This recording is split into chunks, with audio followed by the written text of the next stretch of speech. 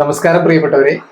മിക്കവാറും നമ്മൾ എല്ലാവരും തന്നെ മഹാഭാരത കഥയുടെ തുടക്കം എന്ന നിലയിൽ ശന്തനു മഹാരാജാവിന്റെ ചരിത്രം മുതൽക്കായിരിക്കും കേട്ടിട്ടുണ്ടാവാൻ സാധ്യതയുള്ളത്.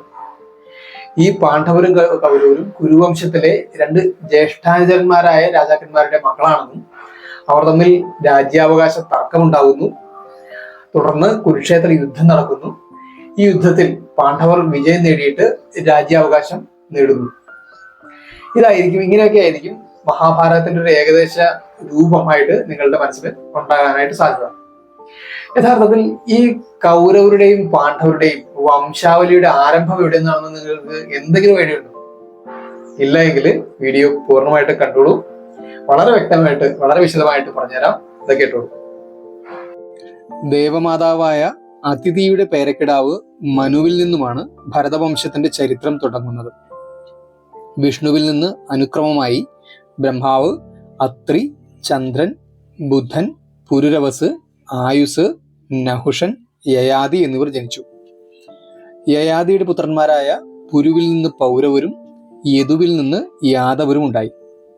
ഈ പുരുവിന്റെ 17ാം തലമുറക്കാരനാണ് ദുഷ്യന്തപുത്രനായ ഭരതൻ. ഈ ഭരതൻ ഭരിച്ച രാജ്യമായതിനാലാണ് നമ്മുടെ രാജ്യത്തിന് ഭാരതം എന്ന പേര് വന്നിട്ടുള്ളത്. ഭരതന്റെ പിൻഗാമികളായി ധാരാളം ദേവസമന്മാരായ രാജാക്കന്മാർ ജനിച്ചു. ഭരതന് ശേഷം 7ാമത് രാജ്യഭാരമേറ്റ രാജാവായ കുരുരാജാവ് പ്രദീപന്റെ പുത്രനായിരുന്നു ശന്തനു മഹാരാജാവ്. ശന്തനുവിന് ഗംഗാദേവിയിൽ ജനിച്ച പുത്രനാണ് ദേവവ്രതൻ. ഈ ദേവവ്രതനാണ് പിന്നീട് ഭീഷ്മർ എന്ന പേരിൽ പ്രശസ്തനാവുന്നത്. ഇതിന്റെയൊക്കെ ഡീറ്റെയിൽഡ് വീഡിയോ നമ്മൾ നേരത്തെ ചെയ്തിട്ടുണ്ട്. അതിന്റെ ലിങ്ക് ഐ ബട്ടണിൽ കൊടുത്തിട്ടുണ്ട്. ഇതുവരെ കണ്ടിട്ടില്ലാത്തവർ ഒന്ന് കയറി കണ്ടോളൂ കേട്ടോ. മഹാഭാരതത്തിന്റെ കർത്താവായ വേദവ്യാസന്റെ ജനനം പറഞ്ഞുകൊണ്ട് തന്നെ തുടങ്ങാം. മുക്കുവ രാജാവിന്റെ മകളായ സത്യവതി തന്റെ അച്ഛനെ സഹായിക്കാനായി കടത്തുവള്ളം തുഴയുമായിരുന്നു. ഒരിക്കൽ സത്യവതി തുഴയുന്ന കടത്തുവള്ളത്തില് പരാശര മഹർഷി കയറുകയും സത്യവതിയുടെ കുലീനമായ പെരുമാറ്റവും സേവന സന്നദ്ധതയുമെല്ലാം തൃപ്തനായ മഹർഷി അവൾക്ക് ഒരു പുത്രനെ അനുഗ്രഹിച്ചു നൽകുകയും ചെയ്തു. ആ പുത്രനാണ് വേദവ്യാസൻ. തന്നെ കാണാൻ എപ്പോൾ അമ്മ ആഗ്രഹിച്ചു മനസ്സിലോർക്കുന്നുവോ അപ്പോൾ അവിടെ ഞാൻ എത്തുമെന്ന് വാക്കുകൊടുത്ത് അമ്മയുടെ അനുവാദത്തോടെ വ്യാസൻ സന്യാസത്തിന് തിരിക്കുന്നു. ഗംഗാദേവിയാൽ പരിത്യജിക്കപ്പെട്ട ശന്തനു മഹാരാജാവ് സത്യവതിയിൽ പ്രേമപരവശനായി അവരെ വിവാഹം ചെയ്തു. ഈ വിവാഹത്തിൽ ശന്തനു മഹാരാജാവിന് ചിത്രാംഗതനെന്നും വിചിത്രവീരനെന്നും 2 പുത്രന്മാർ ജനിച്ചു. ഇതിൽ ചിത്രാംഗതൻ ഒരു ഗന്ധർവനുമായുള്ള യുദ്ധത്തിൽ കൊല്ലപ്പെടുന്നു. വിചിത്രവീരനാകട്ടെ അംബിക, അംബാലിക എന്നിങ്ങനെ 2 രാജകുമാരിമാരെ വിവാഹം ചെയ്തുവെങ്കിലും അവർക്ക് അനന്തരാവകാശികളൊന്നും ജനിച്ചിരുന്നില്ല.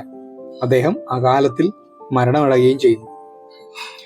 അനന്തരാവകാശികളില്ലാതെ കുലം മഞ്ഞു നിന്ന് പോകുമല്ലോ എന്നോർത്ത് ദുഃഖിതയായിരുന്ന സത്യവതിയോട് മഹാത്മാക്കളായ താപസശ്രേഷ്ഠന്മാരിൽ നിന്നും കുലം അന്യം നിന്ന് പോകാതിരിക്കാൻ പുത്രലാഭം നേടുന്നത് ധർമ്മത്തിന് വിരുദ്ധമല്ല എന്ന് ഭീഷ്മർ ഉപദേശിക്കുന്നു. അതുപ്രകാരം വ്യാസമഹർഷിയെ ഹസ്തിനപുരിയിലേക്ക് വിളിച്ചു വരുത്തി സത്യവതി കാര്യങ്ങൾ ധരിപ്പിക്കുന്നു. അങ്ങനെ വ്യാസമഹർഷിയിൽ നിന്ന് അംബികയ്ക്കും അംബാലികയ്ക്കും ജനിച്ച പുത്രന്മാരാണ് ധൃതരാഷ്ട്രരും പാണ്ഡവും. ഇതിൽ അംബികയുടെ തോഴിയിൽ വ്യാസന് ജനിച്ച പുത്രനാണ് വിതുരർ. ഈ രാജകുമാരന്മാർക്ക് വിവാഹപ്രായമെത്തിയപ്പോൾ ധൃതരാഷ്ട്രർ ഗാന്ധാരിയെ വിവാഹം ചെയ്തു. ഇരുവർക്കുണ്ടായ പുത്രന്മാരാണ് കൗരവർ. ഈ 100 പേരുടെ ഏക സഹോദരിയാണ് ദുശ്ശള. ധൃതരാഷ്ട്രരുടെ സഹോദരൻ പാണ്ഡു കുന്തി, മാദ്രി എന്നിങ്ങനെ 2 രാജകുമാരിമാരെ വിവാഹം ചെയ്തു. ഇതിൽ കുന്തിയിൽ യുധിഷ്ഠിരൻ, ഭീമൻ, അർജുനൻ എന്നീ 3 പുത്രന്മാർ ജനിച്ചു. നകുലൻ, സഹദേവൻ എന്നീ 2 പുത്രന്മാർ മാദ്രിയിലും ജനിച്ചു. ഈ 5 സഹോദരന്മാർ ചേർന്നിട്ടാണ് പഞ്ചപാണ്ഡവർ എന്ന പേരിൽ അറിയപ്പെട്ടത്. ഇതിൽ പാണ്ഡവരിൽ ഭീമസേനന് ഹിഡുംബിയിൽ ജനിക്കുന്ന പുത്രനാണ് ഘടോൽകചൻ. മധ്യമ പാണ്ഡവനായ അർജുനന് സുഭദ്രയിൽ ജനിക്കുന്ന പുത്രനാണ് അഭിമന്യു. ഈ അഭിമന്യുവിനും ഉത്തരയ്ക്കും ജനിക്കുന്ന പുത്രനാണ് പരീക്ഷിത്ത് മഹാരാജാവ്.